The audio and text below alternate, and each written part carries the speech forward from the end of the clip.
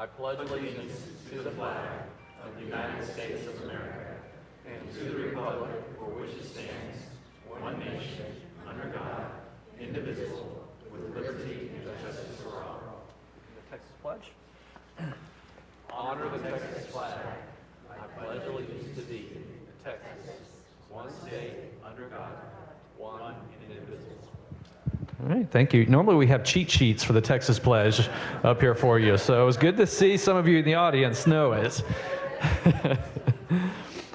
All right, well, it is now 7 o'clock. Have we gone live on our Facebook already? No, we're still waiting just a second on that.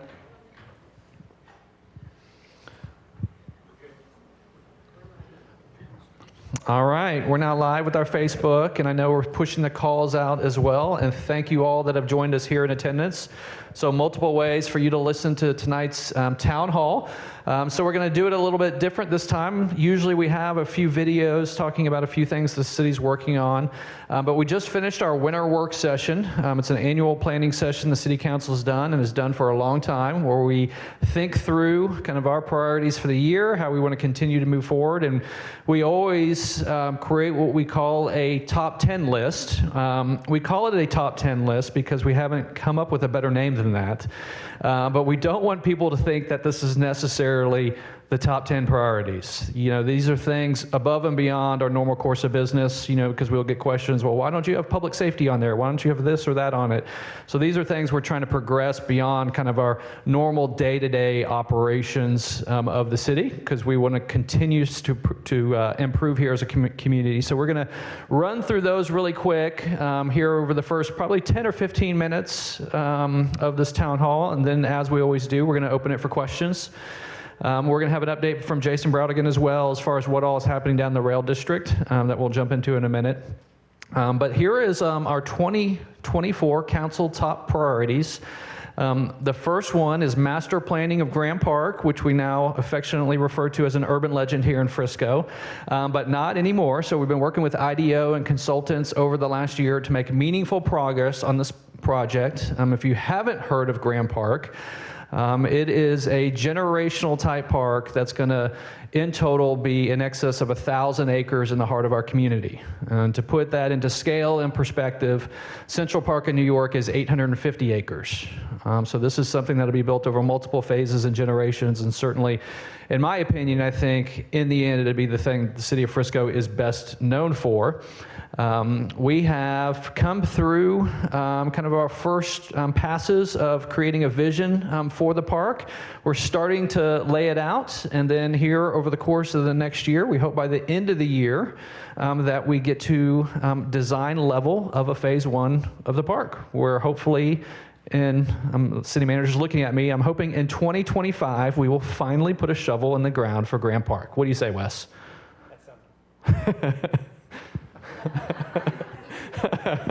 Yeah, I'm speechless. That's very ambitious, and yes, we'll do our best. The second one is the Performing Arts Center, another long-term big vision for the city of Frisco. We're working through that to continue to see if we can make that a priority for our community. Council and staff has done multiple site visits. We have a consultant helping us with that as far as demand studies, what this region can have, and we're now moving to the phase of looking at a capital stack and how you fund that project. The goal of that is by probably this summer to get to some decision points, you know, as far as how we progress further on that project. But those top two are really big, ambitious projects that we're trying to land at the same time. The third one is Frisco reinvestment of assets. Of course, this means several things. You know, Frisco's taking an aggressive approach towards the aging areas of our city, going down to the level of detail as far as being able to tag every single asset we have in this community, whether it's a water meter, a tree, a street, you know, all those things, and being able to put depreciation schedules on those and predictive analytics to know just how we need to budget for those types of repairs and maintenance items here 5, 10, 15, 20 years out, and have a long-term planning approach to that. Probably here the last couple of years, council's had more priority than ever as far as focusing on some of the aging areas of our city. We've got multiple parks that have already been transformed and are online this year to be improved and enhanced, and certainly other parts of our city. So that's going to continue to be a priority of this council. World Cup 2026, you're going to hear this as a consistent theme. The DFW region was selected to host the most number of games. We were holding out our hopes to actually have the finals match, but we're grateful to have the most number of games in the World Cup. Frisco is one of the 4 host cities. So it's Dallas, Fort Worth, Arlington, and Frisco. We have the National Soccer Hall of Fame here, of course, our partnership with FC Dallas. High likelihood that will be a team host site here, so we're going to be right in the throes of everything happening here in the World Cup in 2026. Many people do not realize just how big the World Cup is. This is going to be the equivalent of this region hosting 9 Super Bowls. They've given us analytics that say hotels 300 miles away will be booked for 30 days straight during the World Cup. So it is a monumental event that's coming to the entire region. It's going to have a huge impact. And because of that, you're going to hear over and over large projects in this community that want to be open by the World Cup. So the next 2 years is going to be a race for a lot of these projects, whether it's hotels, some of these mixed use, the areas around the PGA or downtown, and others that are looking for an exciting opening right around that time. Parks activation, this is kind of our year of parks. It's a passion of mine, certainly. Open space, Bill Woodard as well, council member. Many parks are coming online this year. We're looking at Northeast Community Park, which would be one of our largest regional community parks, hopefully breaking ground this year. Kaleidoscope Park will open this summer, which is going to be a $40 million kind of Clyde Warren style park that's being delivered in Hall Office Park. So that's going to be an exciting project. And then we're making a lot of final trail connections throughout the community and other park projects as well. So we're really excited about those things. Innovation ecosystems. You may have seen an announcement of an organization called Plug and Play. Our economic development team, we've given them kind of the monumental task of being kind of the Silicon Valley of the central part of the United States. We gave them like a decade to do it. They're already on their way. But a big part of that is this innovation ecosystem, working with partners like the University of North Texas, the business community here, and they have a worldwide brand and reputation. And they're going to help drive that. We already have 5 corporate Innovation hubs. Thank you. Innovation hubs in our community. And so there's a lot of startups that are happening right here in Frisco. So continue to stay tuned for that. Downtown Frisco, I'm going to hold on that one because we're going to bring Jason up to kind of give a bigger vision of all the things happening there. North Frisco activation is going to be busy.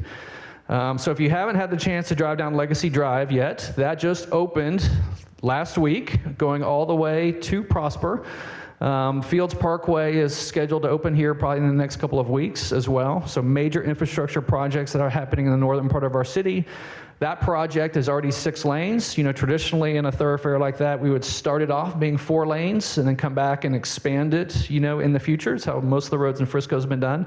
Knowing because of the PGA and the growth in that area, we just went straight to 6 lanes right out of the gate for that project. The tollway is also being expanded in this process as well. Were you want to add something? Yeah, just we will be starting here probably in April. The extension of Panther Creek from Dallas North Tollway East connecting to Preston Road. So that's also starting here very soon. But we speak a lot about halo effects of these big projects that come to Frisco. So the STAR obviously created a halo effect around that region. And the PGA is doing the very same thing in the northern part of our city. Here, just in the next 6 months, you're going to see Fields West, the Link, Firefly Park. Fields North has already broken ground. So roughly, probably close to $10 billion of development getting started, just because of being near the PGA. So the northern part of our city is really going to transform, over the next 5 years. Community engagement, something that's always continued to be a priority of this council. Nights like tonight, town halls, hearing from our community. But we're also going to do a community survey, which city management staff is working on that. So stay tuned for that as we continue to get input from our residents and how we can better serve you and continue to grow the inclusion efforts that we've made great strides on. And the last thing is corporate engagement. We've long wanted to bring high quality jobs here to our community. Our Frisco Economic Development Corporation just had its most successful year they've ever had as far as job relocation. We had moonshot goals years ago about bringing Fortune 500 companies here to Frisco. We've already landed 2, and they won't be the last 2. So very aggressive in job relocation. And kind of working through our other partners like the University of North Texas, the Frisco Chamber, and others, other partners like the PGA. The PGA has been a great asset for us as far as some of these business conversations. So that is a lofty set of goals. We get to the end of the year every single year, and we watch our year in review video that Dana's team puts together.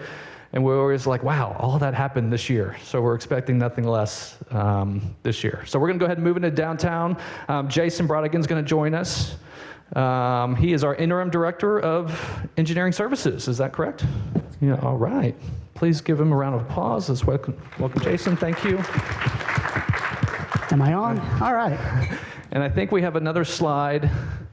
And so I'll just kind of set this up and I'll give it to Jason. So we're making major improvements in our rail district.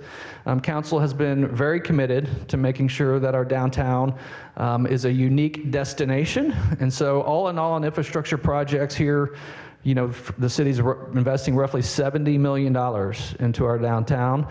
We visited the great downtowns across the United States over several years, learned from them what made them successful, and now we're in the throes of that. One of the best lines that we heard when we visited Cary, North Carolina, was, they said Cary, North Carolina was a 20-year overnight success story. And what they meant by that is it took a lot of planning and forethought, and then when everything came together, then seemingly it happened overnight. And that's kind of where Frisco downtown is right now. We've had, a decade of our private developers starting to reinvest, and then us coming back and seeing how we can lean in as a city, and this is where we really can lean in to make some progress here. But Jason, I'll turn it over to you. Fantastic, thank you. Well, our team is really excited about this project, or these projects. They've been working really hard on them, and we're getting to the finish line here and going to see dirt move. So there's really 4 projects we're talking about when we talk about the rail district redevelopment. The first, which is wrapping up here, is Elm Street. We spent roughly $5 million to redo Elm Street. It turned out great. I think we're just getting the lights up now, and that'll be the last step. Then the next step you'll see is Main Street. And Main Street will be reconstructed from First to North and South County. And that's expected to be $25 million. And the focus there is to change it from more of a vehicle-centric pass-through to a very walkable experience, somewhere you'll want to go. So we've been putting a lot of effort into those types of decisions to make it look good, feel good, and a place you want to be. And so we'll start construction on that in April as we're full throttle and right now trying to get those plans finished up so we can go to bid. The 2 remaining projects will be the parking garage behind the current city property between 3rd and 4th Street on the south side, and the 4th Street Plaza, a new park that we're going to build right in the middle of all this. Again, trying to intend it to be somewhere you want to visit. So the parking garage and the plaza will probably start this summer. We're working out the exact timing between which one starts first because they share a boundary, and we don't want one getting in the way of the other. So once we figure that out exactly, we'll get started. I expect the garage will start first. Currently, we're at 467 parking spaces, 5-level parking garage. And like I said, ready to start this summer. Any questions? So can you speak to how you're going to phase the road construction and how it will impact traffic and the businesses down there during that time? And when someone's mad, who do they call? Perfect questions. So yes, the phasing, our plan is to start, when we start here construction in April, to start between 1st and 3rd. Now, during this construction, we will always have one lane in each direction. We'll never fully close Main Street.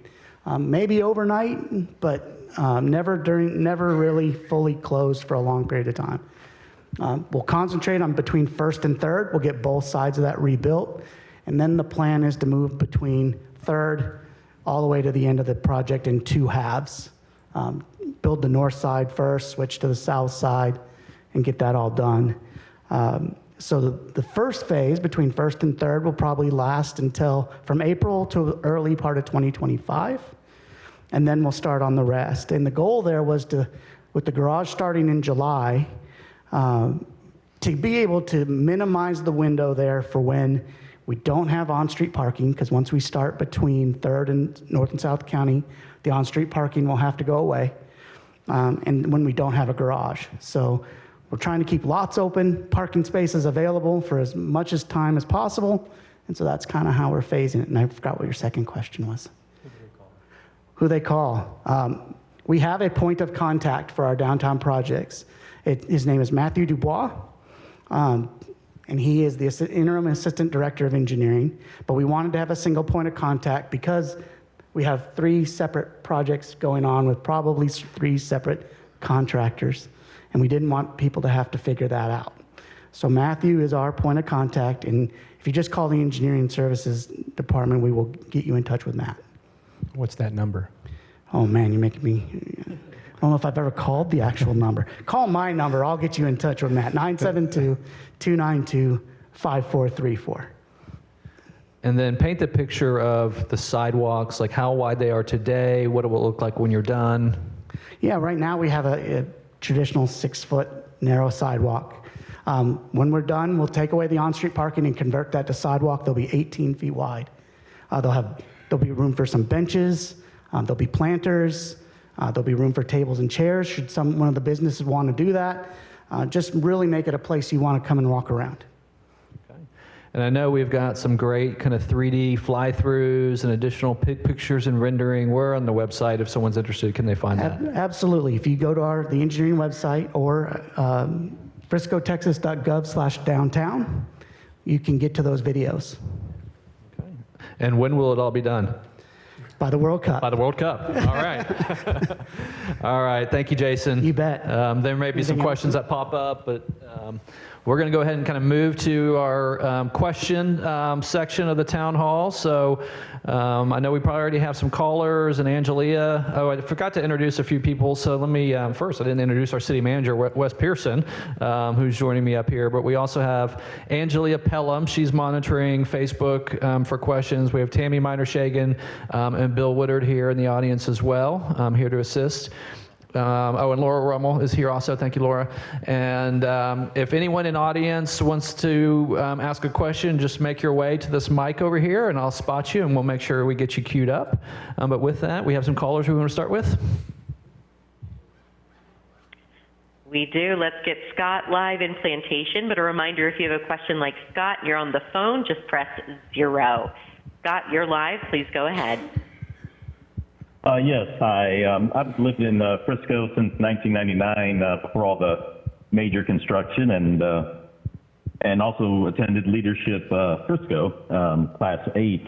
And I think back then I was told we were going to have, or had, smart intersections with traffic signals that can detect cars that are sitting there at the light so that you don't have to sit and let the old-fashioned style of a timer work. But recently, in the last 6-9 months, I've noticed a lot of the intersections, such as Ohio Drive and I guess Ohio Drive and Lebanon, and a few others that they are like broken. So I'm just curious, what's the best, most effective process instead of the method I've been using, which is just call your traffic department and try to reach somebody, leave voicemails, and then document. Is there a better way to notify the city when, well, let me first back up. Can you answer the first question? Do we have smart signals? Did we ever have smart signals, and could they be just broken and not letting traffic flow as it should when you have 5 cars going eastbound and 7 cars going westbound, no traffic going north and south, and you sit there for about 2 minutes or 3 minutes?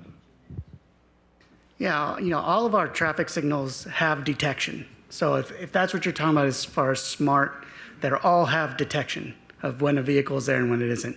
Now, that doesn't always mean that as soon as you roll up, you're going to get a green. That there's signal programs that get involved with that, and they're delicate timing. So not everybody gets green all the time, unfortunately. But they all are detection signals. That's all we use. And then as far as if you think something is malfunctioning, the traffic department is the place to get a hold of. Now we do get a lot of those type of calls, and so the volume gets big on us, but stay with us. We will get back to you, and we will answer your complaint. That's a good opportunity for us to plug our My Frisco app, which is a really effective way to, we speak all the time at these town halls that we need our residents to be our eyes and ears throughout the community, because Frisco is 70 square miles. It's impossible for our entire team to see down every street. And so it's a great tool. We'll log it in the system and create a ticket and get routed to the appropriate department. And we are approaching 200 signals in Frisco. So, 4 directions of each signal, that can be a lot to watch. And I know there's been a rollout of some new signals with new technology. You can maybe speak to that. Especially near the mall, like Preston, Gaylord area, there's some signals that can talk to each other, see where the traffic is, and adjust the timing themselves a little bit. So it's a cool innovation, but it does take some watching, and things can go wrong. And I've logged a few of my own over the years to learn enough to be dangerous, that what may seem obvious sometimes when you're sitting at a light, like, why isn't this letting me through right now? I don't see any cars coming from any direction. They should be smart enough to do that. That the reality is with the stacking from the other directions, even as something as simple like that may throw off the whole ecosystem of what's happening. And so, we'll try to get those answers out to the public when we look at them, but it may be that what may seem to be an obvious solution creates downstream effects that are even worse. Absolutely. All right, we have a Facebook. Here, we have a Facebook question regarding the mix at Wade Park. Yes, so Wade Park, now called the Mix, which most people know as the Big Hole on the tollway. So that has gone through multiple ownerships of that property. The new developer has worked with the city and the city staff for a redevelopment plan. So that has been done and processed. The city has offered that developer a reasonable economic incentive package, we feel, for them to continue that work in progress, and it's really kind of on them to get started. A lot of people don't realize, I think the city controls development. We do in certain ways through zoning and development agreements and plan developments, and so that is how we can have impact on potential timing of projects or the quality of projects or getting building to the vision that we want as a community. But we can't go to the Mix or Wade Park and say start construction again. We've given them the tools that they need to do so. They say they hope to break ground this year and continue building out phase 1 of that project and get it going, and we're certainly supportive of that. Yeah, phase 1 is approved, and they have permission to move forward at their discretion. Okay. We got another caller? Yes, let's go to Adrian next. And I just want to remind all of our phone audience that we ask you to be respectful of everyone's time tonight by sticking to questions only. We don't have time for stories, so help us out with that. We look forward to hearing from you. Reminder, pressing 0 to submit your question. Adrian in Northwest Frisco, you're live. Go ahead. Yeah, thank you for the time and opportunity. So in Northwest Frisco, as was stated, so our big question here in my community and neighbors is, as we are kind of experiencing the largest part of growth and development here in this area, traffic congestion is becoming an understandable problem, especially along El Dorado. One of the other issues that we started to notice, especially Friday and Saturday night, superbike, modded cars, screaming up and down the roads, El Dorado, Teal, Panther Creek. till 2, 3 in the morning. And just wondering if the city is aware of this and if they're starting to take action to try and curtail some of the growing noise pollution in the area. Thank you. Yeah, Chief Shilson's coming up to answer the second one. I'll jump on the first one really quick, which is, you know, the development history in Frisco. What we tend to see is our pinch points or our pain points has changed, you know, throughout Frisco over the years. And where you typically see the most pinch points is kind of the edge of development, which currently where we sit is basically El Dorado right now, is kind of where most of our development stops. You know, our pain point used to be Warren, then it was Stonebrook and Lebanon, and then, you know, eventually we'll move up to Panther Creek and so on as that construction continues to happen. There's a lot of things that we look at as far as how you monitor traffic. So the biggest piece of it, truthfully, is a lot of the residents to our north that drive through Frisco to get to services, to get to jobs. You know, and it's the same traffic pattern that Plano saw when Frisco was just getting started. You know, a lot of our Frisco residents would have to drive through Plano roads and create congestions. I remember when my wife and I first moved here, there wasn't a baby store in Frisco, so we had to drive down Spring Creek and Plano to get all of our baby store items. And so as services continue to happen, things as simple as the Costco opening up in Salina, they're breaking ground on that right now. You know, so the Prosper and Salina residents sadly probably won't come to the Frisco Costco anymore because they'll have one in their own community, but that'll take cars off the roads on Saturday and Sunday. And so the northwest part of our city, actually, we have more construction projects going on there than in any point in the city's history. I don't know what the total number is, but we just opened Legacy Road, which was a major project. Fields Parkway is just a couple weeks away. Panther Creek, kind of going all the way through to Preston, is going to be a major east-west connection point. So now we're going to have kind of multiple new east-west thoroughfares in that part of town. The tollway is being expanded right now, so once that construction happens, then that'll relieve that. So there is a long-term plan for our traffic patterns here in our community. We look at volumes and what we're building around it. And so it has been planned for complete build-out and completion. But over time, those pinch points are going to happen. Thankfully, for the residents along El Dorado, you know, it looks like with some of these other projects opening that it's going to continue to kind of move traffic and disperse it some more. And Chief, you want to mention about the car racing? Yeah, so what I would say to anyone that's observing what they think is racing, certainly call us and let us know. I know that sometimes it can be frustrating, you know, by the time we get somebody out there, the people are gone. But I will say we have taken enforcement action against people that we've been able to catch. Racing specifically is something that's punishable by arrest, and we have made arrests for that before. And we've made traffic stops and issued citations for other traffic-related things that go along with what you're describing. So I just encourage you to contact us and let us know, and we'll get somebody out there as quick as we can. If I may just piggyback on Chief Shilson's comment, it's really important that you call because we're not monitoring Facebook or Nextdoor to determine what's going on. If you call, we can respond. If you post it on social media or on Nextdoor, we won't see it.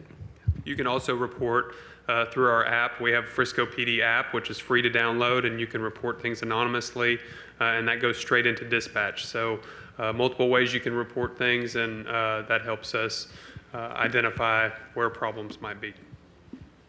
Thank you, Chief. All right, you want to do a Facebook? Yes, Chief, I was trying to catch you before you left. I'm going to skip ahead since you were up here. There was a question regarding the fentanyl event that's happening on the 29th of February. Can you comment on that? Yeah, great opportunity for me to get a promo out for this. February the 29th at 6 p.m. at Hope Fellowship East Campus, we'll be joined by members of the fire department, some stories from parents who have been directly impacted, and some other. Grace to Change is a treatment organization that we've worked with in the past, and really just trying to get some information out related to the fentanyl crisis that's not just affecting us here in Frisco, but it's certainly an issue nationally. And you know, the dangerous thing about fentanyl is sometimes it's not just, you know, a lot of times you think of illegal drugs and you think of addiction issues. fentanyl is one of those types of drugs that, all it takes is one single use and it could end somebody's life. So that's the 29th, which is a Thursday at Hope Fellowship East. You can watch it. They're going to stream it online. So if you can't make it, you can watch it online. They're going to record it as well. Or certainly you can join us in person. But it's going to be a great panel with some good information provided. Chief, what time was that? 6 p.m. All right, we'll take a caller. Yes, let's take Blair. Want to remind everyone on the phone, if you want to sign up for email updates from the City of Frisco, just press 7.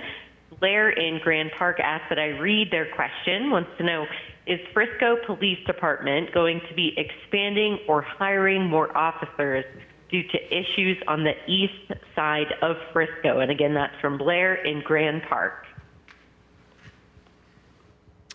So this is an opportunity for me to plug that we have openings and we are hiring, right? We are definitely, we've been growing as a police department over the last several years. And that is just to keep up with the growth in Frisco. And, with more people and more developments, we have to stay ahead to keep our city safe. And so we've certainly done that by adding positions. And a lot of people think of a police department, they think of uniforms. Certainly a lot of other opportunities to work for us here at Frisco PD. We have openings in detention, in dispatch. We have clerical positions that are available, animal services, and we have several openings available. So I would just say that if you're interested in a career in law enforcement, want to work for a great police department, we are hiring. Chief, while you're on that, could you touch on, even though you have positions authorized, you may not necessarily want to fill those immediately, your strategy for finding the right people, and then also just kind of what is the perception of the Frisco Police Department, like on a national scale from, people that are choosing this as a profession? Yeah, so I will say it's critical for us to hire the right people, right? We don't want to just fill positions with just anybody. So we do a lot of scrutiny. We want to make sure that they are a good fit for Frisco. There's sometimes, people that come to us from other departments, they might not be a good fit for Frisco. So we're very intentional about our screening process and making sure that we are hiring the right individuals, because we've seen, across the country nationally, what the wrong people in a law enforcement position, the negative impact they can have on a community. And so we try and hire and screen to hire the best people within law enforcement. And what we're seeing, from the folks that we are hiring, we're hiring people from all over the country. We're hiring people from California, Illinois, New York, Florida, Georgia, everywhere. So that's encouraging in that, they're getting the message about Frisco, Texas. They're wanting to come to work for an agency that provides them a lot of opportunity for growth, whether that's a specialized unit to work in or whether that's promotional opportunities. That is leading really good people from all over the country with really good experience to Frisco, Texas. But we're hiring plenty of people that have never worked in law enforcement before. And so there are opportunities for everybody at our department, and we're looking to hire the best. Thank you, Chief. We'll take another caller. Great. Let's go to Tamara out at Coit and 121. Tamara, you're live. Go ahead. Hi there. My question was mostly in regards to how we're also going to be dealing with housing and making sure that we prepare for the houseless population as it continues to rise, as we continue to grow and build these expansive projects.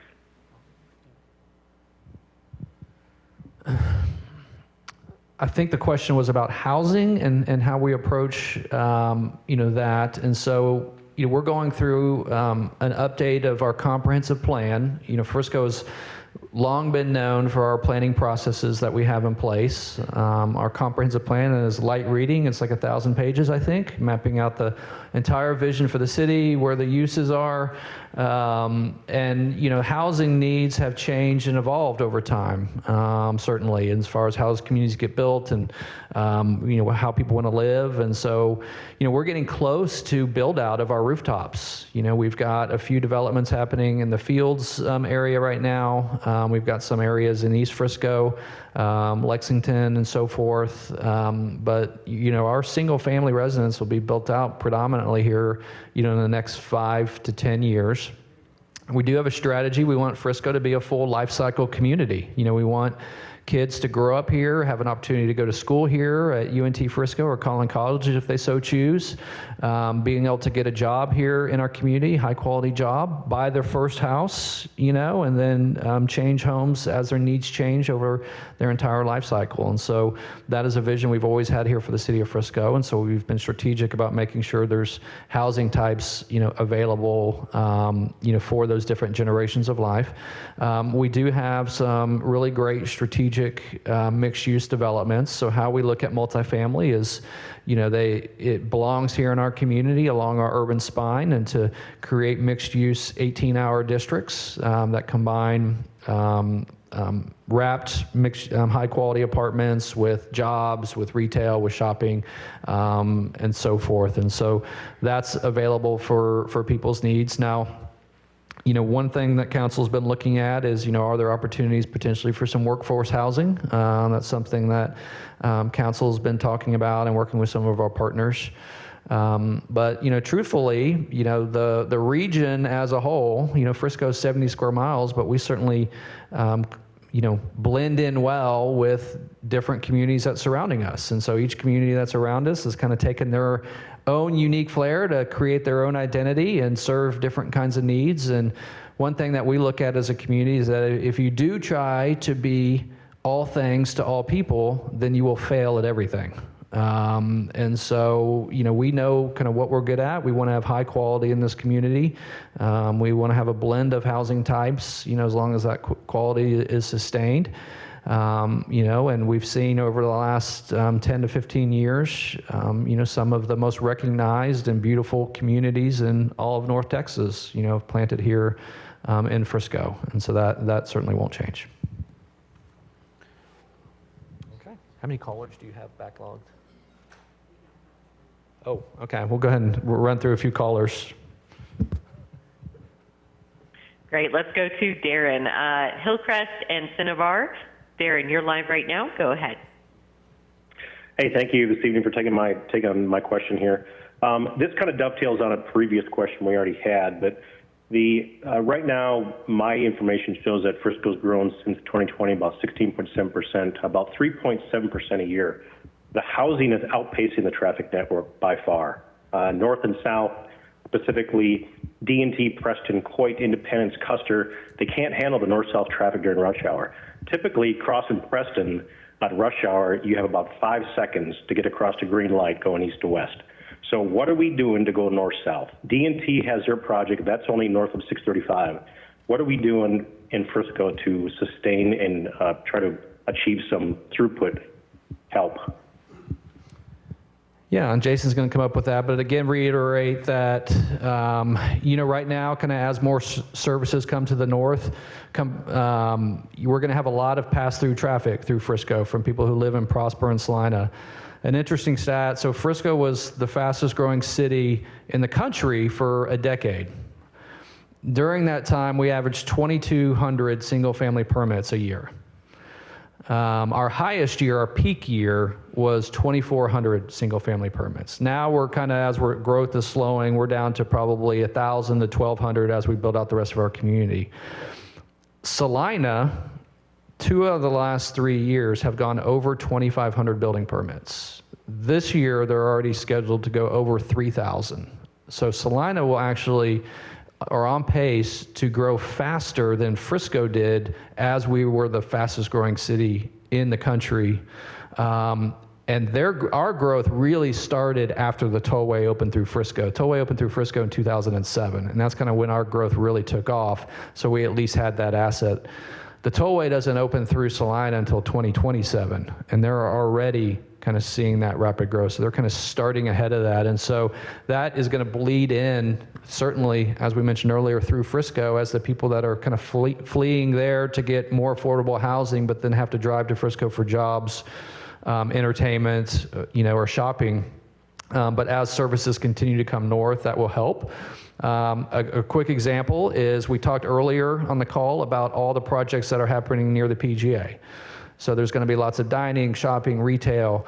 As those projects come online, that's going to take a lot of the traffic from Prosper, Salina, and the surrounding areas that are now driving maybe to Legacy West. They're driving to Stonebriar Mall. They're, coming to the Star. They're going to Grandscape, for all their dining and entertainment options.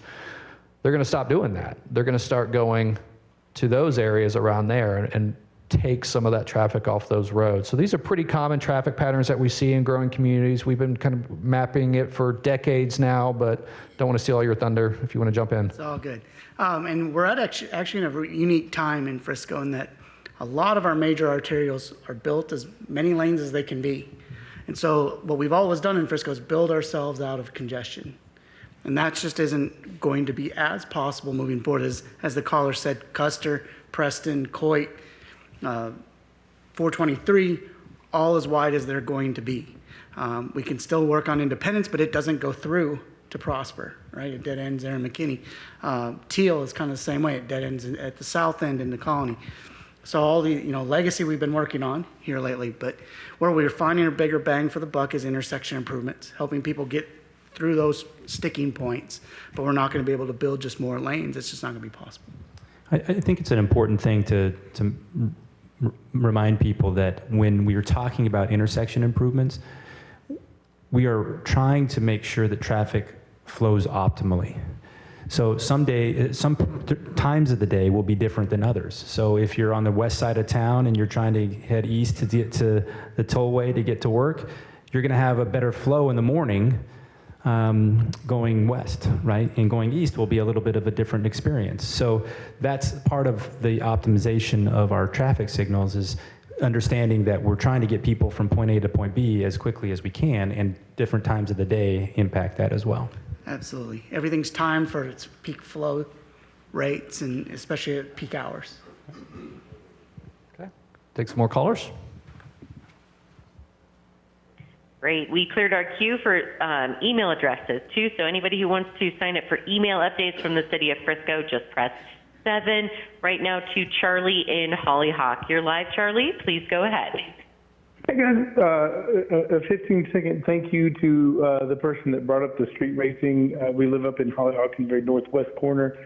And it is kind of a constant ear sore, if you will. So I appreciate that being addressed to whatever degree it can be. So my question was about kind of the guerrilla advertising. We've seen a rise in it over the last few years.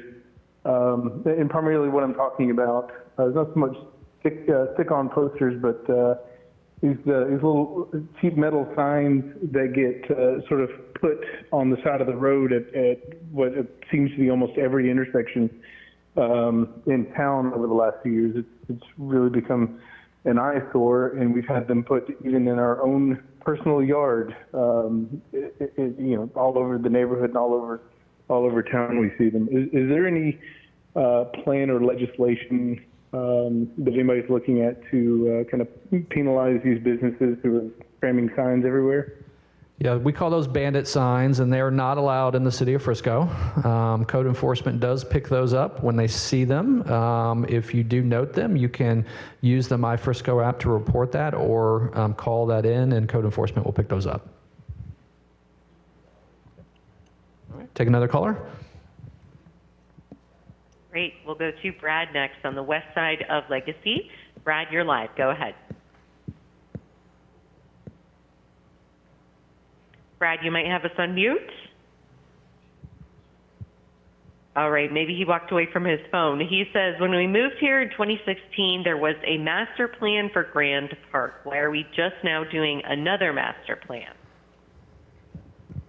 Thank you for that question. Shannon, our parks director, she mentioned, The silver lining in Grant Park not being built yet is that it wasn't built to the original plans, and the community has changed as far as what they're looking for. We actually acquired more land through Exide and our trail network, and quite frankly, there became a bigger vision for that park.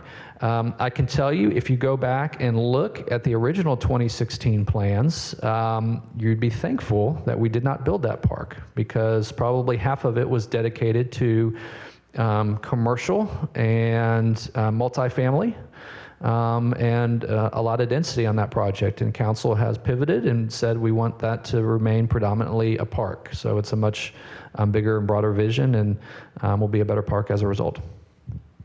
Okay. Take another caller. Excellent. We have Reku next in South Frisco. You're live right now. Please go ahead. Hi, I have some questions around FIFA World Cup coming to Frisco DFW area in 2026. And the high-level discussion so far has been about a potential business around Toyota Stadium as well as the National Soccer Hall of Fame. But it looks like there's a lot more opportunity to monetize the amount of traffic and inflow from tourism. So what does the city of Frisco have planned, or are there additional plans to monetize this opportunity? Thanks. Yes, great question. There absolutely is. We're one of the 4 host cities, so we're being very strategic about taking advantage of this opportunity and leveraging all the assets that we have in this community, from Toyota Stadium to the Star to PGA Frisco. Universal will be open by then.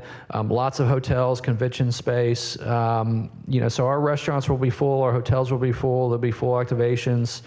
When there's a game here in DFW, AT&T Stadium can only hold 100,000 people, but there will be more than 100,000 people in this region to experience the World Cup. They'll likely be watching parties at other stadiums and other things kind of happening. So our Visit Frisco team has been working on the World Cup project since 2017. And so now we're going to really start elevating over the next 2 years for how we're prepared from a public safety perspective, how we're prepared from a traffic perspective, how we notify our residents of what's coming, and so all of you can be prepared, how we can notify all of our local businesses for how they can best take advantage of this opportunity and best serve our visitors that are here for a month or more. And certainly we're looking at it as a windfall for the entire region from an economic development perspective. Yeah, Mayor, and just to piggyback on that a little bit, we have other facilities here like Rough Riders Stadium and Comerica and even Toyota Stadium when it's not being used as a practice facility that could be also a place where those types of events could happen and certainly bring more people in to do exactly what you said, and that is to import dollars to Frisco. Are we doing on calls? Keep going. All right, we'll take some more calls. All right, great. We've got Julie up next on Legacy between Maine and El Dorado. Julie, I see you have a few questions. We only have time for one tonight, so if you could kindly just pick one question and go ahead with that. Man, this is hard. Okay, I live in Heather Ridge Estates. I've been in Frisco for 26 years, in Heather Ridge Estates about 10. And when we bought our house, no, I want to ask another question. We've been in this area for 10 years, and we don't have cell coverage at all. It's horrible. And I know at one point Cobb Middle School, or Cobb was supposed to have one. And I think the parents vetoed that by petition. So I was just wondering, with all of this new growth that's happening, if we're ever going to get that cell tower so that we can have more than 1 or 2 bars. Yes, we're working directly with our providers currently. City staff has been having meetings here over the last couple of months. Council got an update last month as far as giving them some leeway on the types of antennas that we would allow and stealth antennas, and so they're working with those to start deploying those, kind of throughout the community. So I think we should see that improve as those continue to be deployed. If it makes the caller feel any better, my wife feels the same way, so I get pressure every day to fix it. We'll take a Facebook question. Yes, Mayor, we have a couple questions. regarding Glen Park update, and then any other updates on the parks on the east side. Glen Park? Shepherd's Glen. Shepherd's Oh, Shepherd's Glen Park. The question was about Shepherd's Glen Park. We do have a design complete for Shepherd's Glen reinvestment. So later this year, we do plan to go to construction on that project. Can you talk a little bit what it entails, please? Yeah, it's really just an overhaul of the park. It's new playground equipment, new trails, new pavilions, just new equipment all throughout. And then any other projects coming in East Frisco they specifically mentioned? We are just wrapping up Tuscany Meadows on the east side. What am I saying? Oh, Buffalo Ridge, south of between Independence and Maine there. We'll start construction later this year as well. Okay. Thank you. Angelia? Updates on Universal Studios. Sure. Universal Studios has broken ground, and they plan to be open by the World Cup. So probably second quarter of 2026 is when they'll have their grand opening, but you're seeing site work happening right now. During the zoning case, many of y'all saw that they had committed to building a neighborhood wall for the Cobb Hill community that's directly to their south. They've actually already fulfilled that promise and completed that, and so that has been built, and I know the residents are very happy about that outcome. Our plans are into the city now, and we're continuing to work with them, so things continue to go as scheduled. All right, take another Facebook.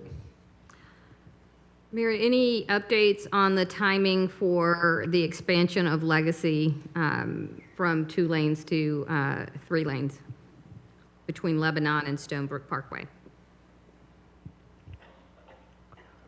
Yeah, that is a project we have on our 5-year plan. It's currently scheduled to start design either later this year or early part of 2025. Probably about 15 months later, we would start construction.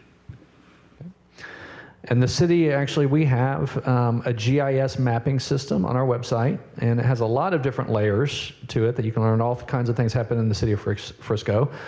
One of the layers I had bookmarked in my phone, so it's always available, is our road project updates. So we show on there every single road project that is planned, when it's going to be bid and when it's going to be completed.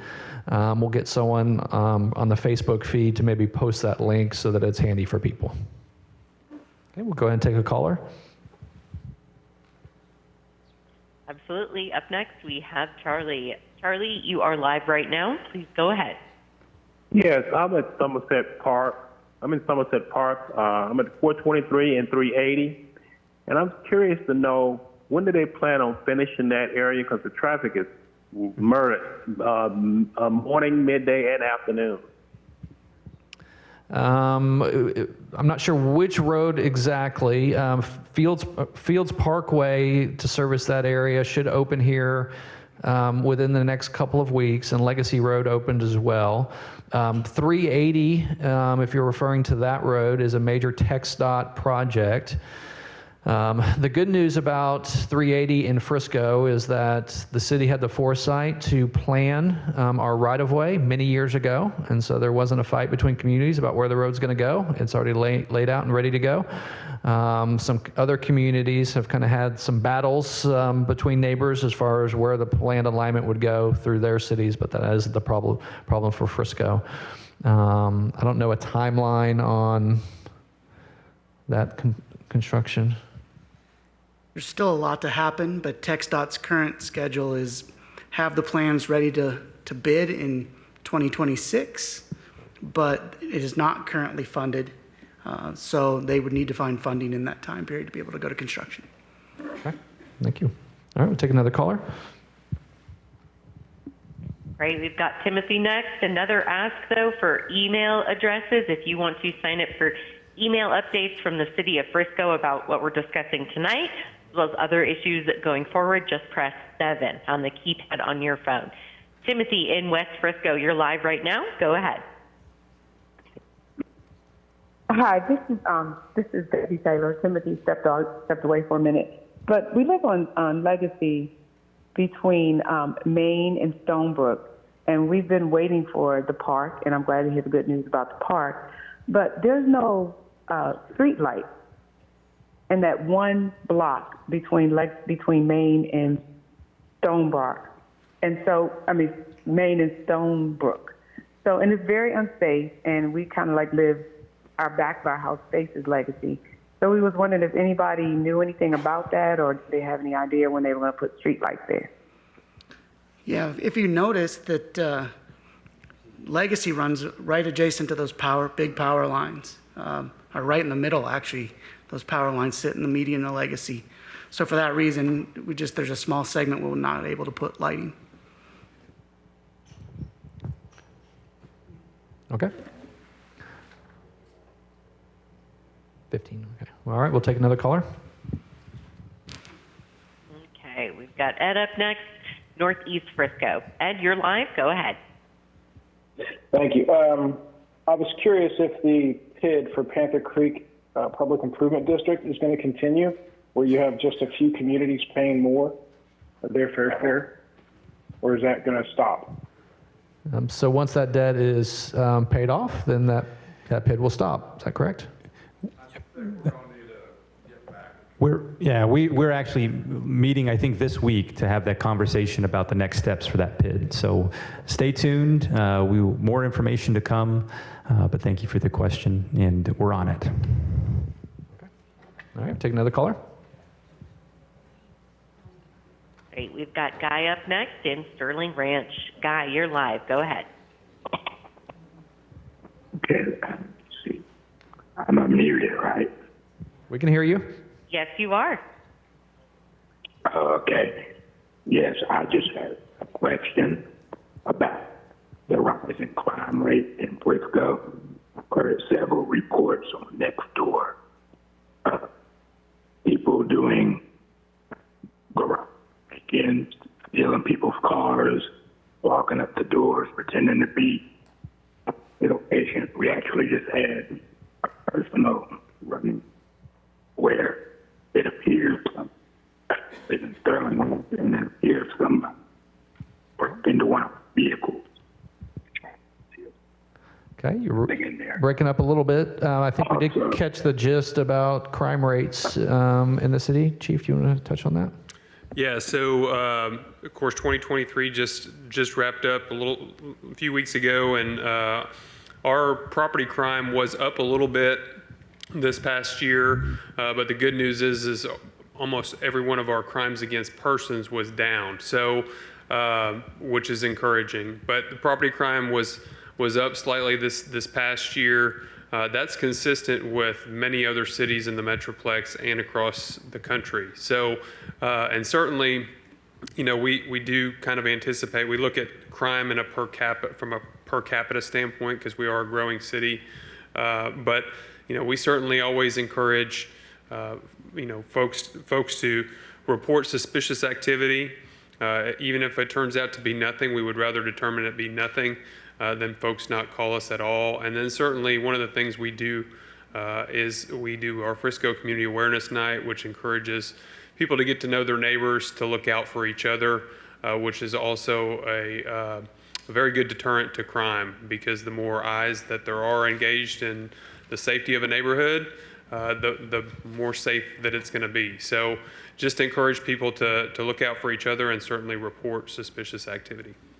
And Chief, I know one of the challenges of being perceived as a very safe community is there's a lot of crimes of opportunity, people maybe not being as diligent as they should, leaving doors unlocked or valuables in cars, but we always encourage the lock, take, or hide concept. Or anything else you want to touch on? Yeah, no, the majority of our vehicle burglaries every year are unlocked vehicles. And so just encouraging people to lock their vehicles up and certainly take their belongings with them or hide them in the cars. But certainly the more deterrence you can offer, the less chance you have to be an opportunity for crime. So, thank you, Chief. All right, take another caller. Absolutely. We've got Kimberly up next, Villages of Stone Lake. Kimberly, you're live. Hello, can you hear me? Yes. Awesome. Okay, so I've been a resident of Frisco since 2011, and my concern right now is that the road construction is not, in my opinion, it's not being supervised the way that it needs to be supervised by the police department. I drive every day up Coit Road and back down where there's construction happening, and I see construction workers who really are not qualified to be making these decisions, and they're moving cones, and there's close calls, and I'm a teacher who works for Prosper ISD, and we lost a teacher. I'm not saying that that's the reason why, but I'm really concerned about the way that we grow out the city, and are we making sure that the people who do the work are being protected? And I don't feel like that's happening. Okay, thank you for that comment. Jason, anything you want to offer? I'd be interested to know exactly where you're seeing that. But we do have construction inspectors who are out every day looking at construction projects and making sure that they are generally safe for the traveling public. I will say that we can't be everywhere all the time, all at once. So anytime you see that, again, My Frisco app or calling the engineering department, which I've got the number now, 972-292-5400. Let us know and we'll get somebody out there to look at it. Chief is going to add something also.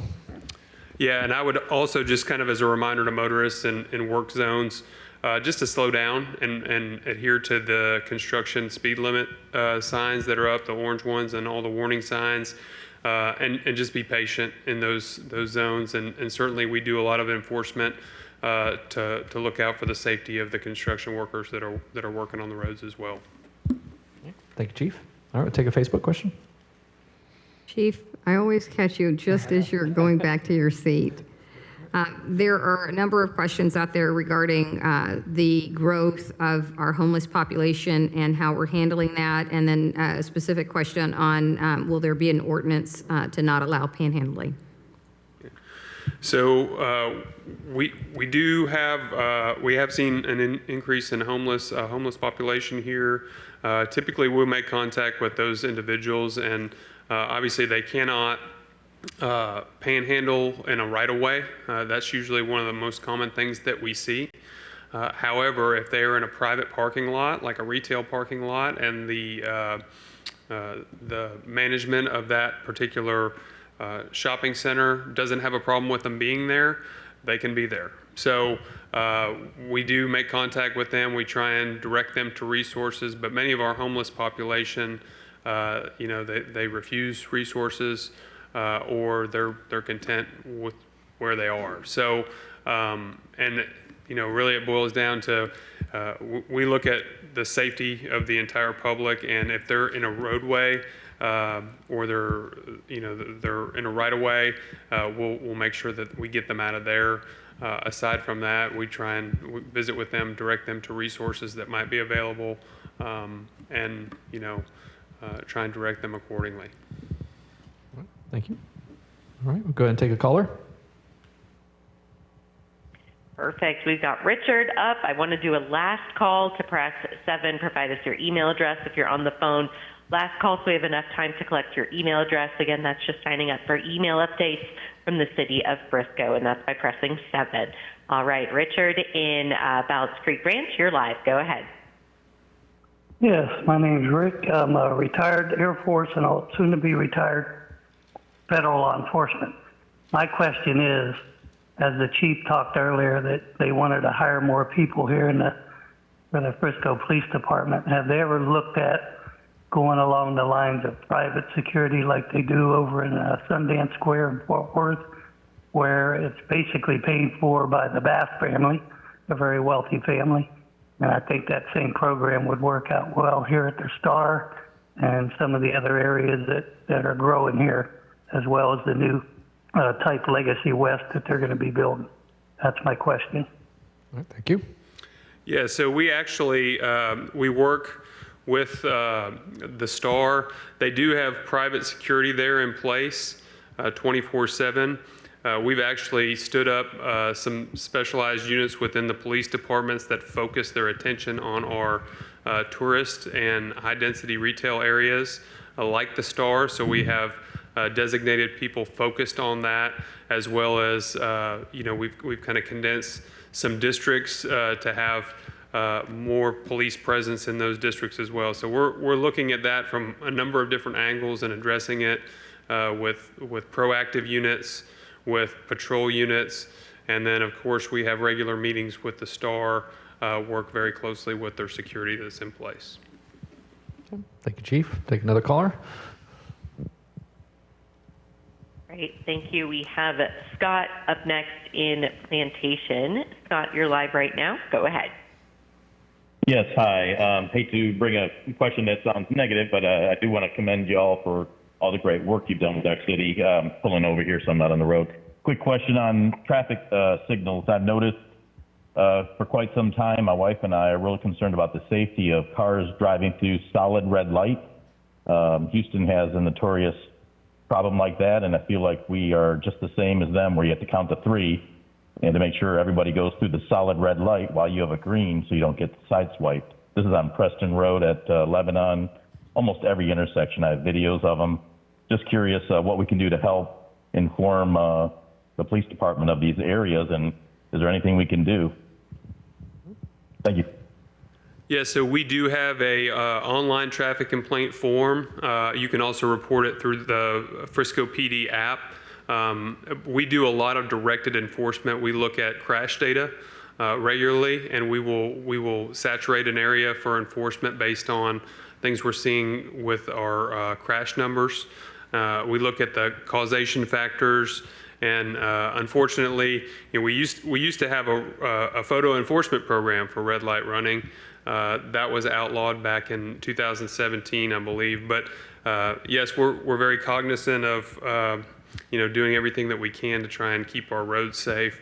But certainly, if you see a location that there's habitual offenders, feel free to let us know through the My Frisco PD app or the traffic complaint form that we have, and we'll do some directed patrols over there just to monitor and see what we observe.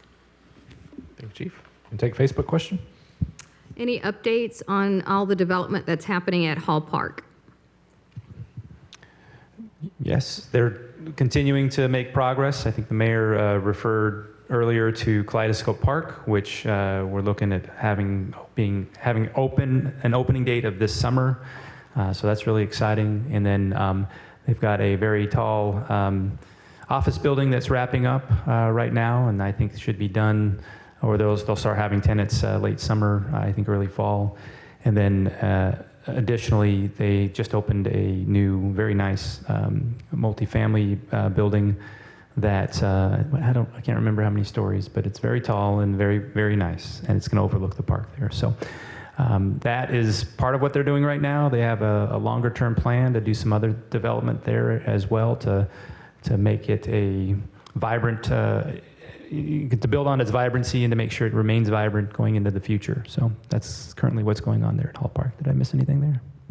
I think the restaurants, and they don't call it a food hall, but it's they're doing a new spin on the food hall where they have the curated experiences, but you can order from a single table, so you're not going to every single counter. So I think those are coming online closer to the end of the year.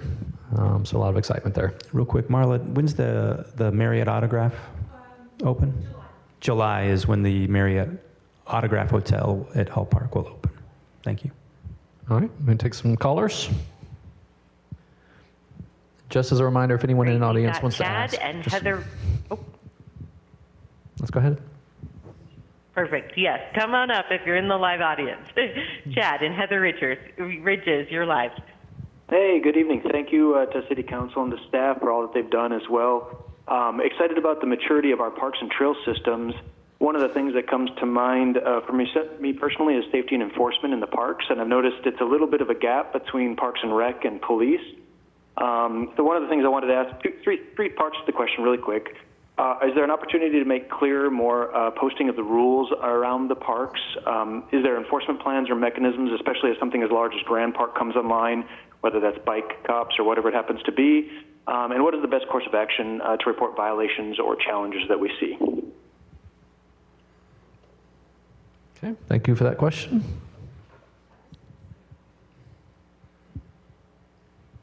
Thank you for that question. Yes, for anything that you see, of course, we always encourage people to call the non-emergency number unless it's an emergency to notify the police.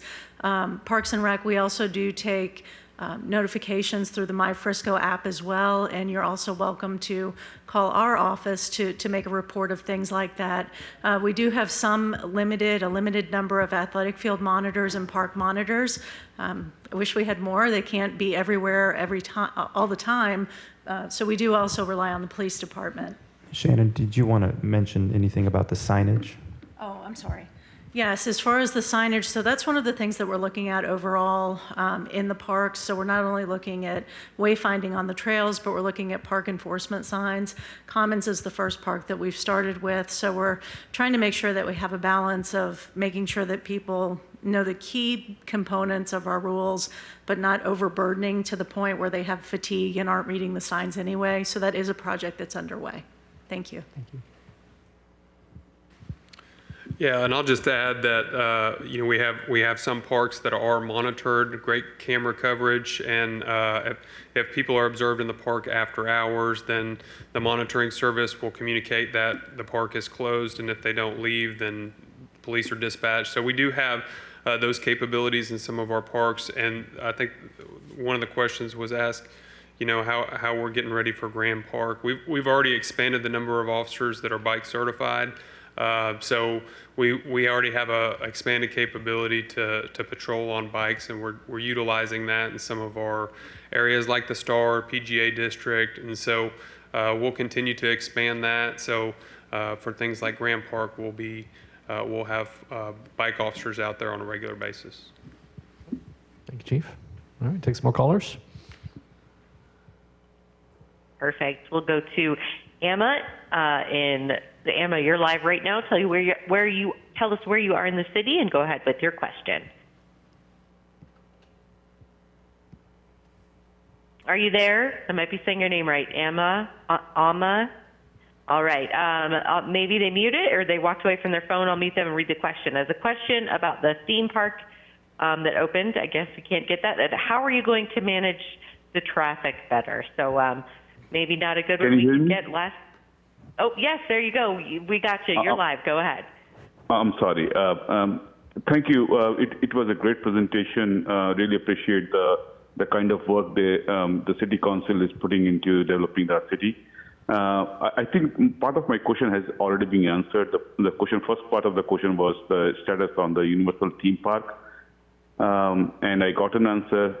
So I'm going to change that question to another question. So how, after this theme park will come up, how we are going to manage the traffic? And I'm going to change the first one to another one. So while driving, I am like an old guy. So I have seen a lot of defaulters jumping the red lights, and occasionally we have to brake our vehicles to let those defaulters go away. How, as a resident of Frisco, we can help Frisco PD to report those, because we don't have anything to report to. Like, we cannot just look at the number plates or anything like that. So that's my question. Thank you. All right, thank you. I can address the traffic question anyway. So as Universal was preparing to come to Frisco, we did have them do traffic studies and reviewed those traffic studies, and we were aware of the improvements that were needed, and those improvements are all really under construction today. So, there will be more people, but we believe we have the infrastructure to handle those more people. Yeah, and I'll add that traffic surrounding Universal was probably one of the largest misperceptions surrounding that project. That's That's a 100-acre site, and the traffic counts generated, are along the lines of what we see currently at Collin College, which is in a predominantly residential part of our city, or was compared to an H-E-B or a Costco. So it's actually much less traffic generating from that site than what would have otherwise been built there. And so it's actually a bit of a traffic mitigation project, surprisingly. That surprises people when they hear that. But the traffic will actually be off-peak times as well. If it would have been multifamily and office, that would have been generating multiple times more traffic at the peak times. So this is doing less traffic and moving it to off-peak times. And Chief, he had a second part of the question you're going to touch on. I think it was similar with regarding red lights. Yeah, so I think his question was, how can he help us, related to traffic enforcement? Certainly, if he's got information, or if you collect a license plate number and share that with us, we'll gladly take that information. A lot of times you never know what, a vehicle could be connected to, whether there's something else going on. So we're happy to look into that. Just call our non-emergency number, report it through the app, and we'll research it. All right, thank you. Take a Facebook question. Yes. Usually you're calling Chief back up, no? Not this time, Chief, sorry. Not yet, anyway. Questions about development of private partnerships for an animal shelter. Chief, come back up. It's him. It is you. It is him. I'm sorry, Chief. Get your exercise tonight. We are having ongoing discussions with a potential partner, and those discussions have been going on for the last several weeks. And so right now we're just looking into actually having a feasibility study and what a partnership would look like. And so more to come on that, hopefully. I think to add to that is that when we are trying to find a partner, it's important that people understand that we can't compel them to participate. So we need to find the right people who have the means and the inclination to partner with us so that we can do this in a way that certainly is meeting the immediate need, but hopefully is also sustainable so that we have a partner for the long term. Agree. All right. Take a caller. Absolutely. We'll get to Derek here, and I just want to remind everyone we have amazing participation tonight. I am so impressed by our citizens, but I just want to remind everyone, please stick to your one question so we can get to as many people as we can tonight. Want to just keep the conversation going. With that, nothing meant to offend you, Derek, but it's Derek in Northeast Frisco. You're live right now. Go ahead. Hey, thank you very much. First of all, let me just say this has been great. I haven't lived in a city where we have this type of community engagement, so just the things that you guys have been talking about has been great. I live in Northeast Frisco, Panther Creek area, so I was excited when Northeast Community Park came because it's just right down the street from where I live. The first part of the park was great with the walking trails and the skate park and the like. We was excited to see that there was going to be a second part of phase 2 coming, and then it just stopped. So I know that the mayor mentioned something initially about phase 2. Is there what's the expected start date and finish date, and what are some of the amenities that are coming with it? We just excited. All the residents here are very excited about what's to come. So we've just been anxiously awaiting that. Okay, we'll get you an update right now. Okay, great, thank you. So Northeast Community Park, so yes, there was a stop to that. So the exciting thing for us, so we have what governs us, one of the documents that governs us in Parks and Recreation is called our PROS Master Plan, so Parks, Recreation, Open Space Master Plan. We just received approval from Council to update our plan. The last data truly collected was 2014. The plan was published in 2016, and things have dramatically changed since then. So what we're doing right now now is we're trying to make sure that we're getting all of the right pieces into the right places. As the demographics have shifted and the requests for different sports have shifted, it's important for us to get that information before we move ahead. I also would encourage everyone, and I neglected to mention this earlier, if you visit the Play Frisco website, so playfrisco.org, you'll find a section on our website called Park and Trail Development, where you can find out information about future parks and also reinvestments in parks that we're doing. There's an active CIP, Capital Improvement Program dashboard, where you can get detailed information about timing, funding, who the project managers are. So that I think is a very useful tool for the community as well. Thank you, Shannon. All right, take another caller.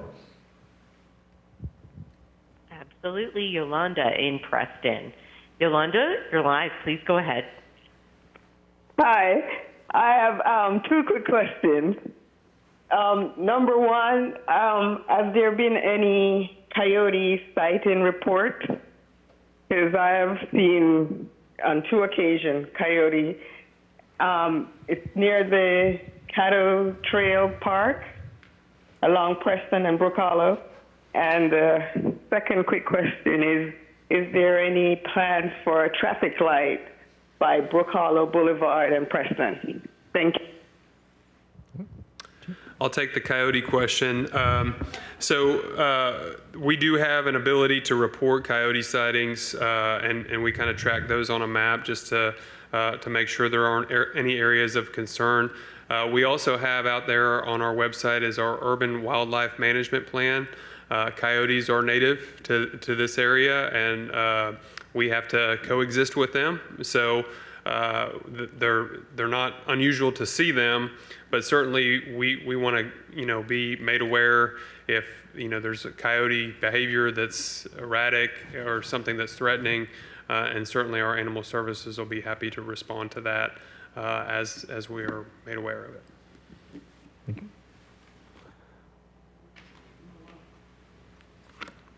My name is Curtis.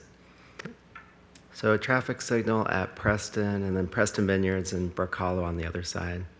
First, I'll take a moment just to explain our process for investigating if a traffic signal is appropriate at an intersection.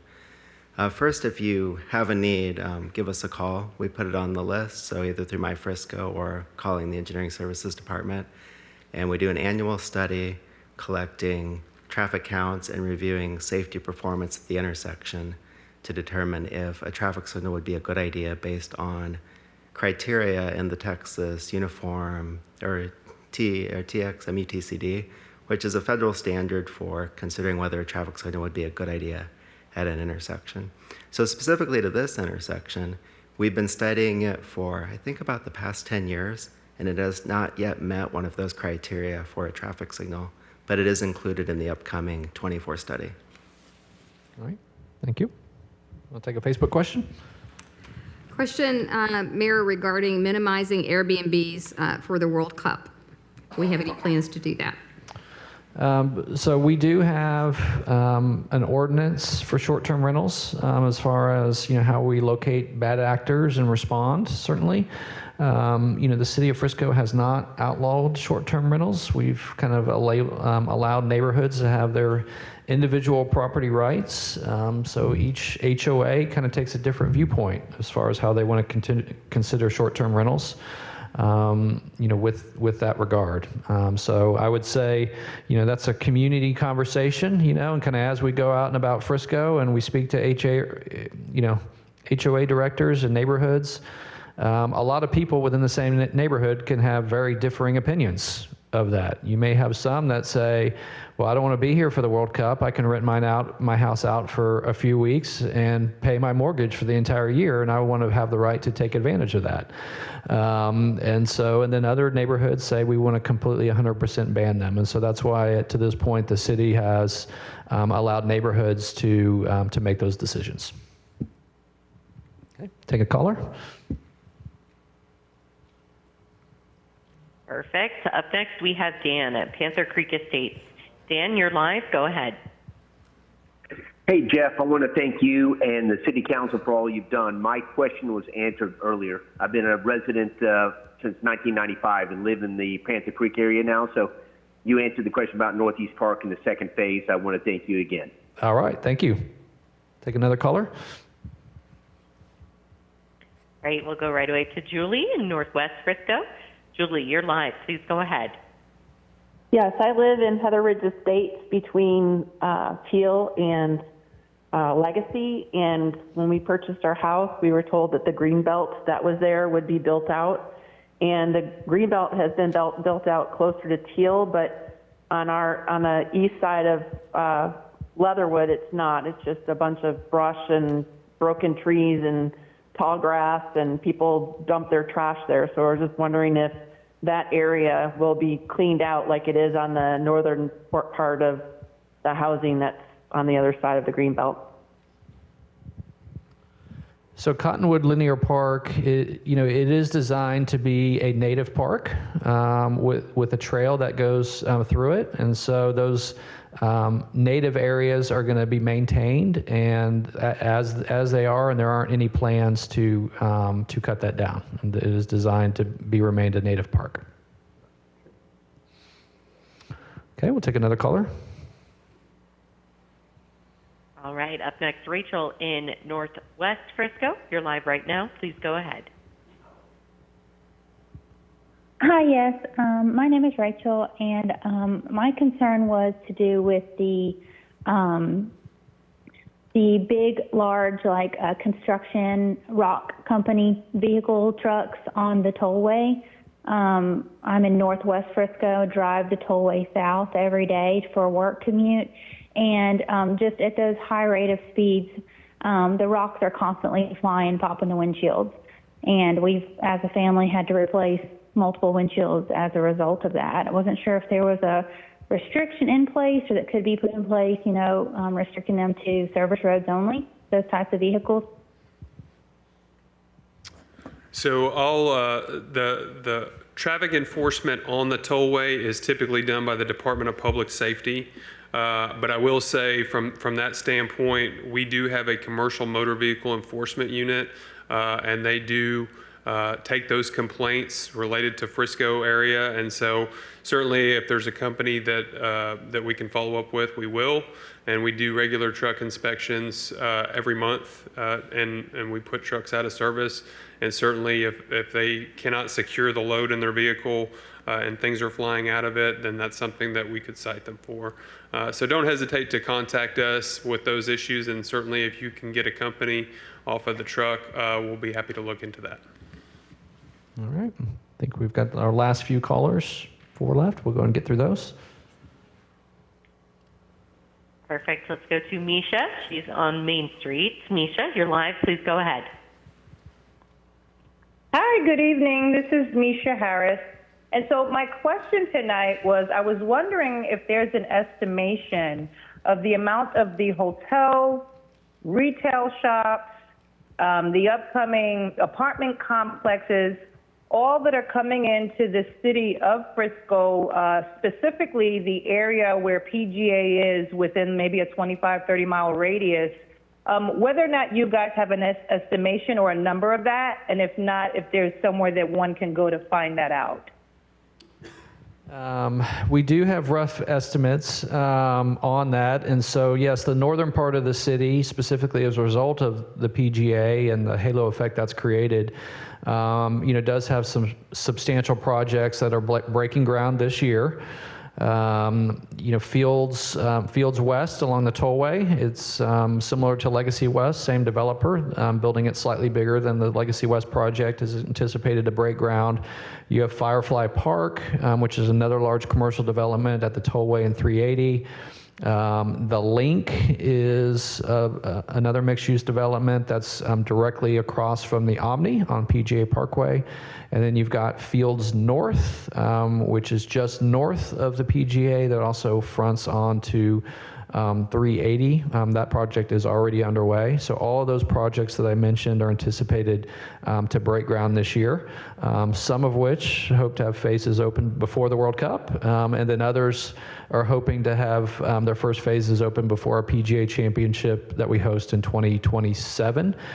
I think we've tallied the announced economic development of those projects. Once they're completely built out, we'll probably approach, $10 billion in commercial development. So there's going to be substantial development in the northern part of our city. Okay, we'll go ahead and get through our last 3 callers. All right, Janie on Elm Street, you are live. Go ahead. Hi, my name is Janie, and I was wondering, when is the project going to be done on Elm Street and South County Road? What they did, they broke the sidewalk on my side, and they didn't finish it. They took not a lot, but they took some of my land. They made the sidewalk wider because they did it like an angle, and then they didn't put the bricks down. And my question, are they going to finish that? And they put grass across the street on that sidewalk, but they didn't do it on this side. Our contractor is still working, trying to finish things out. We do have punch list items. I'd like to know when we're going to finish as well.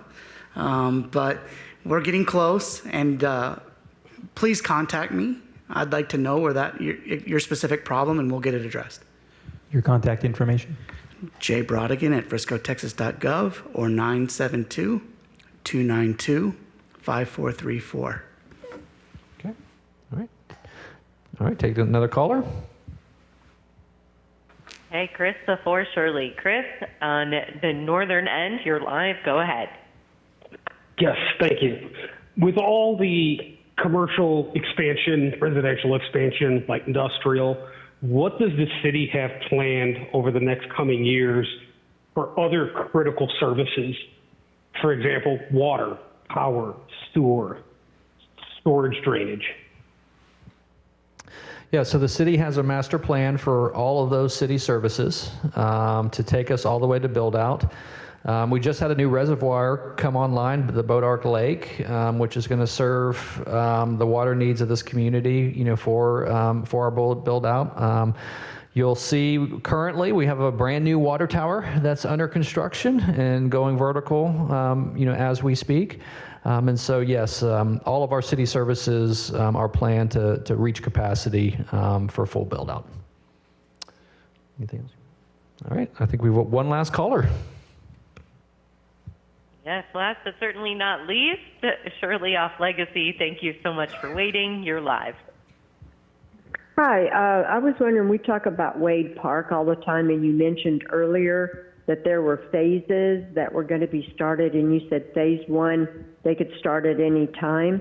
What is phase 1 and phase 2 and phase 3? Yeah, phase 1 is a combination of a retail store, a grocery store, also some multifamily. I think it's 650 units of multifamily, and then 150,000 square feet of office, I believe, or 100,000, somewhere in that neighborhood. But that is already approved. They can move forward at that at any time. They also have the zoning approved for the subsequent phases, which is a lot more substantial. I'm actually going to ask John Lettler to come up and try to remember more about it than I can right off the top of my head. Oh, thank you. So John Lettler, Director of Development Services, and on the mix, the zoning that was approved last year, the number of residential units were increased from about 2,800 to about 3,300. That includes townhomes on the property, built along the Dallas Tollway, where office is planned. So as Wes mentioned, Whole Foods is still interested in the site. That's the building that's out there on the property right now. And hopefully, as Wes said, they have had plans approved over the last 12 plus months to move forward with phase 1. As far as future phases, second phase will include completing the whole. That's about a 2,200 underground parking garage. So they need to complete that within phase 2, and that's tied to the residential units. Council passed a policy several years ago about timing commercial development with residential development, because a couple of PDs, it was mainly residential coming out of the ground first, and so we do have phasing requirements, and so that is subject to what the developer wants to move forward with. Do you have an estimate over what's allowed as far as commercial on the subsequent phases? I know total is around about 2.4 million square feet of commercial space on the property. The earn-ups that's established gets us to like 2.1, so it could be hopefully more commercial than anticipated. And that's all driven by market demand? Yes, it is. Thank you. All right. That's all of our phone questions that we have. Feel free to stay on the line. We've got a few more Facebook questions that we're going to work through. So, Angelia, I'll turn it to you. Yes, Mayor, we have several more Facebook questions. There's a question regarding affordable housing plan. Do we have a specific affordable housing plan? We do not have a specific affordable housing plan. A lot of that is, market driven, and we don't have a policy to get in between free markets, here in our community. But how we do try to work through that is some of our zoning entitlements that, do allow for some certain density. We have looked at some workforce housing types options. But John, anything else you want to add? I would say affordable housing is a challenging issue. A lot of people think that the cities can solve that. It all starts with how much the developer pays for a piece of land. And to put it in perspective, back in probably around about 1990, residential land went for about $7,000 an acre. And now it's around, like in some places, $300,000 per acre plus. And we don't control the mortgage rates. We don't control the labor costs and supply costs that happens out there that affects the affordable housing. And it is a very challenging process, and so we do hope to do some alternative developments that can meet that. But when you look at Frisco's success, it's a double-edged sword. A lot of people want to live here, good school district, good amenities, aesthetics, and unfortunately, that drives up the cost because a lot of people want to live in Frisco, and there's just the supply outstrips the demand. Thank you, John. Thank you, John. The next question, Mayor, is what is the role of the Inclusion Committee and questions around representation and membership in that committee? Yeah, so currently the Inclusion Committee is an ad hoc committee of residents that have specifically been charged with educating the public, advocating, and celebrating our rich cultural diversity here in Frisco. They've done a phenomenal job. There's events happening each week, whether it's an MLK celebration or last week we were at the Asian Lunar New Year celebration, and upcoming we're going to have Holi and Ramadan and events throughout the whole year. We think it's important as a leadership team that we celebrate our diversity, make people feel welcome, make them feel heard and included. And the result of that certainly has been we have more and more people that are raising their hand now and want to have a voice in our community and want to be part of what's happening in our community. If you look at our boards and commissions throughout the city of Frisco, they are very diverse, people wanting to serve on these boards and commissions. Certainly the people that are now getting elected, Julia Pelham being the first African-American woman to serve on city council, and Tammy Miner-Shagan, the first Korean woman, one of the few in the entire country that serves as an elected position. You've got trustees like Danette Davis elected. And so, those are all good things. When you have an active community, this call tonight, this town hall, shows the level of engagement that we have in this community. I don't think there's a lot of cities that could pull this off and have people sit on a phone call for an hour and a half to 2 hours to listen and want to learn about what's happening in their community and share input on how we can make it better. And so that all kind of falls into the work that's happening with their committee. We do have a bigger vision for that, and so when you look at the efforts of the Inclusion Committee, it's it started with so you understood thy neighbor, and you appreciated thy neighbor and you welcomed thy neighbor. We want it to evolve to where you're curious of thy neighbor. where you want to actually go explore some of these different cultural offerings happening and understand their culture, and that's really starting to happen. It was when we first started this in 2017. If I went to the MLK celebration, I may be one of a handful of non-African Americans in the audience. Or if I went to the Holy celebration, I was the only white person there. That's not the case today. The case today is we've got people from all cultures celebrating all these different events, and we want to continue to grow that. And so that'd be the next evolution of that committee as we continue to lean into that effort. Great. Mayor, will you speak to the plans for public transportation coming to Frisco? So Frisco is not a DART member city. So DART member cities like Plano dedicate 1% of their sales tax to fund that. That is paid in perpetuity. Frisco had an election 30 years ago, roughly, where we chose to become an economic development city, where that same 1%, instead of funding public transportation, to take people to jobs and amenities in other communities, instead is funded to bring jobs and bring amenities to our community. And so that is a strategy we've taken. It has been very successful. From a public transportation, we're looking forward to the public transportation solutions of the future. 20, 30 years from now, the answer is not going to be rail, it's not going to be buses. The transportation industry is rapidly evolving before our eyes. I've said many times that I don't believe my grandchildren will ever drive a car. That it's going to continue to evolve the way that people get around, and people will own less cars, and there'll be transportation as a service. And that's the approach that we've taken. From a transportation perspective, Council, even last week, continue to look at different options. I don't know if you want to speak to that as far as how we're expanding a current service that we have, which is still very much following the asset light model, where we're not investing hundreds of millions of dollars into infrastructure, but rather more of a partnership with the private sector. And that's what we believe the future of public transportation is. But yeah, and the goal looking forward is what we call micro transit, which would still be an on-demand app where you can get a ride. It'd be similar to Uber, but much cheaper. And we're looking to leverage federal funding to help us do that. Okay. Great.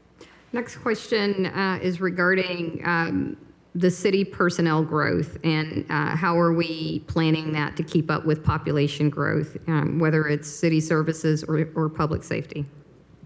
We need to make sure that we're balancing what we're doing with what we need. And sometimes our community is growing, or sometimes the communities grow faster than the personnel can keep up with. So it will take some time to build up the staff levels in order to make sure that we're able to do everything that we need to do. We're trying to do that at the same in a way that balances certainly the impact to the taxpayer as well. So if we can manage our staffing levels in a way that we can absorb increases in budgets because of the growth, then that hopefully minimizes the impact to the taxpayer at the same time. So we're trying to make sure that we strike the right balance without avoiding or without not taking care of what's pressing. So if we need public safety resources, then we're going to certainly communicate that and advocate for those as we create the budget. But we need to make sure that we're not just focusing on certain departments, that we understand that the city as a whole, the organization as a whole, provides services to the entire community, and we need to make sure that when people ask for quality parks, that we have the resources necessary to be able to take care of our parks. Quality roads, that we have the resources necessary to take care of our roads. Water, sewer, all of those things, we need to make sure that we're taking care of those at the same, with the same level of focus that we're also making sure that we're safe. So. And one thing I will add to that, Wes, is I think just looking at number of employees per capita is not necessarily the metric that you want to follow. We lean very much into Lean, Six Sigma practices where we can continue to get efficient, use technology. And so we hope that as we grow as a city, we can deliver the same, if not better level of service with less personnel, because personnel cost is our highest line item on our budget. And a quick success story that I'll share, that's a great example. example of that is our Frisco Library. Our Frisco Library opened this year. It was, twice the size? Oh, 3 times the size as our old library. I think the record number of attendance we had in a given year was 600,000 people. And then we haven't even made it through a full year. We've already hit 1 million people as of a couple weeks ago. They opened that library and operated that space without adding a single personnel. So the same number of people that ran our old library did the new library. And so those are things that we're looking as we continue to grow, how we can become more efficient with that. Next question, any ETA on when the hotel behind the 54th Street restaurant will open? I have the same question.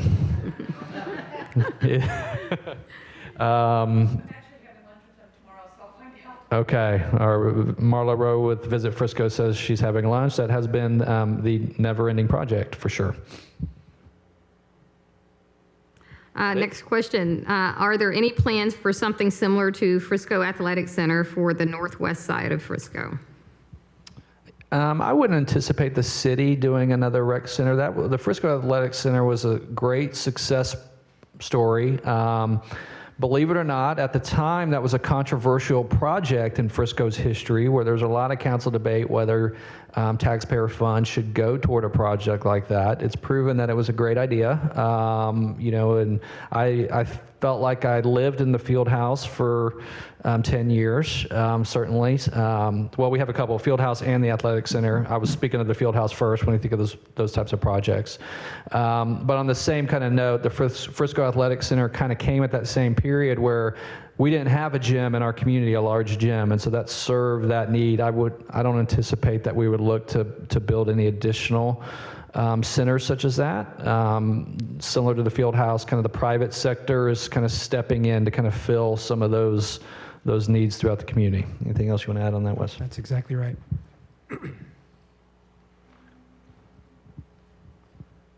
Okay. Anyone in audience? Last call for any in-audience questions. And have we covered everything on Facebook? I think we've covered everything on Facebook, Mayor.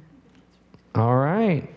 Well, thank you all for tuning in, whether you're on the phone, online, or here in person. I want to first thank our staff for staying late and answering all the questions. Give them a round of applause. Thank you all. And again, we want to thank all of our residents that tuned in to listen to our town hall. And we'll be right back here tomorrow night with the city council meeting if you want to see what else is going on. So good night, everyone. Thank you.